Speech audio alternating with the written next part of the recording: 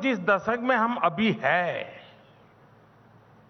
जो दशक अभी गुजर रहा है, मैं समझता हूं वो आजाद भारत का अब तक का सबसे इंपॉर्टेंट डेकेड। और इसलिए ही लाल किले से मैंने कहा था, यही समय है, सही समय है।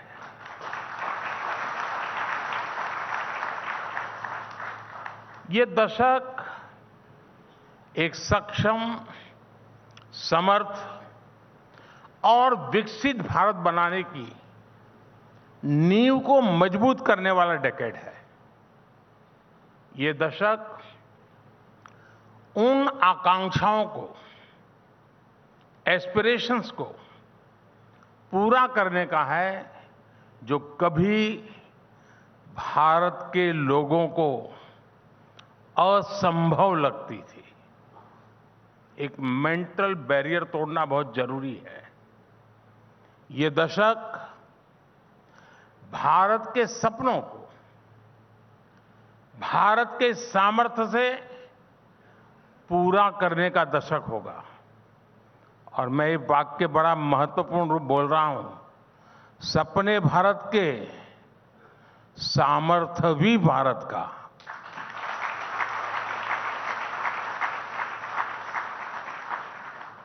अगला दशक शुरू होने से पहले हम भारत को विश्व की तीसरी सबसे बड़ी इकोनॉमी बनते देखेंगे। अगला दशक शुरू होने से पहले भारतीयों के पास घर, शौचालय, गैस, बिजली, पानी, इंटरनेट, सड़क, हर बुनियादी सुविधाएं उसके पास होगी।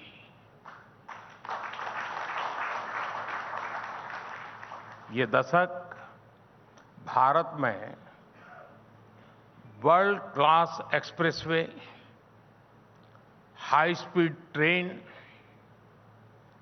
देशव्यापी वाटरवेज नेटवर्क, ऐसी अनेक इंफ्रास्ट्रक्चर की आधुनिकतम चीजों के निर्माण का दशक होगा।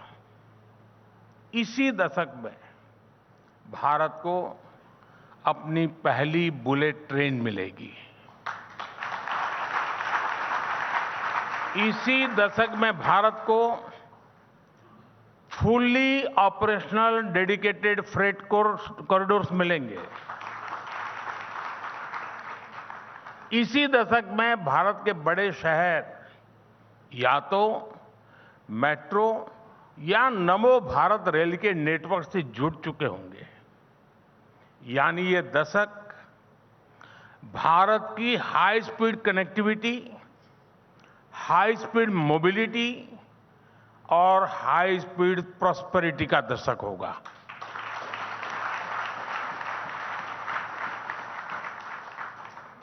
साथियों, आप भी जानते हैं कि ये समय वैश्विक अनिश्चितताओं और अस्थिरता का समय है। और एक्सपर्ट्स कह रहे हैं कि सेकेंड वर्ल्ड वॉर के बाद ये सबसे अधिक अस्थिर समय अनुभव हो रहा है। उसकी तीव्रता भी और उसका स्प्रेड भी। पूरी दुनिया में कई सरकारों को सत्ता विरोधी लहर का सामना करना पड़ रहा है। लेकिन इन सब के बीच भारत एक सशक्त लोकतंत्र के रूप में विश्वास की किरण बना हुआ है। मैं आशा की किरण नहीं कह रहा हूं, मैं विश्वास की किरण बहुत जिम्मेवारी के साथ बोल रहा हूं।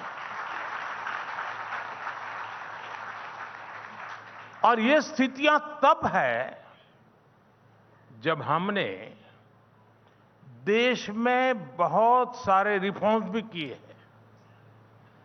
भारत ने ये साबित किया है कि गुड इकोनॉमिक्स के साथ ही गुड पॉलिटिक्स भी हो सकती है।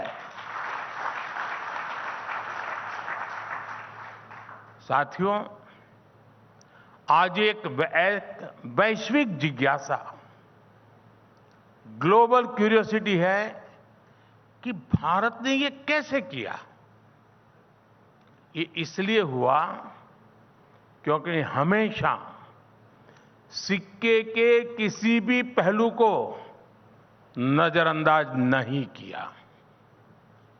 ये इसलिए हुआ क्योंकि हमने देश की जरूरतें भी पूरी की और सपने भी पूरे किए। ये इसलिए हुआ क्योंकि हमने समृद्धि पर भी ध्यान दिया और सशक्तिकरण पर भी काम किया। जैसे हमने कॉरपोरेट टैक्स में रिकॉर्ड कमी की, लेकिन हमने ये भी सुनिश्चित किया कि पर्सनल इनकम पर भी टैक्स कम से कम हो। आज हम हाईवे, रेलवे, एयरवे, वाटरवे के निर्माण पर रिकॉर्ड इन्वेस्ट कर रहे हैं, लेकिन साथ ही हम गरीबों के लिए करोड़ों घर भी बनवा रहे हैं। उन्हें मुफ्त इलाज, मुफ्त राशन की सुविधा दे रहे हैं। हमने मेक इन इंडिया की पीएलआई स्कीम्स में छूट दी तो किसानों को बीमा से सुरक्षा और आय बढ़ाने के साधन भी दिए हैं। हम टेक्नोलॉजी और इनोवेशन पर बड़ा इन्वेस्ट कर रहे हैं, लेकिन इसके साथ हमने युवाओं के स्किल डेवलपमेंट पर भी हजारों करोड़ रुपए खर्च किए हैं। साथियों, आजादी के बाद के दशकों में भारत का बहुत समय उसे गलत दिशा में ले जाने में गंवा दिया गया। एक ही परिवार पर फोकस की वजह से देश का विकास डिफोकस हो गया।